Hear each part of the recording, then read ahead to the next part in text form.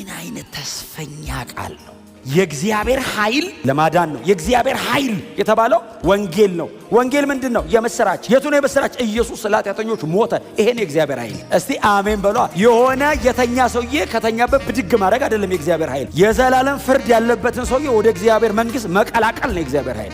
ምንም አይነት ነገር በብሉይ ኪዳን ተገልጦ ማድረግ ያልቻለውም ኢየሱስ እርቃኑን መስቀል ላይ ሞቶ አረገው። አንድን ኃጢአተኛ በእግዚአብሔር ጽድቅ ፊት ማቆም፣ ይሄ ነው የእግዚአብሔር ጉልበት። ከሲኦል ገንጥሎ በእግዚአብሔር ቀኝ ማስቀመጥ፣ ይሄ ነው የእግዚአብሔር ኃይል። የሰማነውን ነገር ማን አምኗል? የእግዚአብሔር ክንድ ለማን ተገልጧል? ምንድነው የእግዚአብሔር ክንድ ሲሉት በምድረ በዳ ላይ እንደ ቡቃያ የበቀለ ስር ያለው ምንም ሲታይ ደም ግባት የሌለው እሱ የእግዚአብሔር ክንድ ነው። the extended God።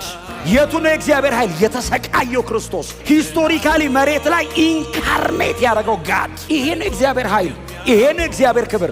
ሌላ ኃይል ሌላ ክብር አትጠብቁ። ከዚህ በኋላ የሚገለጥ ክብር አለ። አዎ አማኝ በሙሉ የሚጠብቀው፣ ሰማይና ምድር የሚጠብቀው፣ ፍጥረት በሙሉ የሚጠብቀው የእግዚአብሔር ክብር የኢየሱስ ዳግም መመለስ እሱ ነው። የለም ሌላ። ስሙ ለዘላለም የተመሰገነ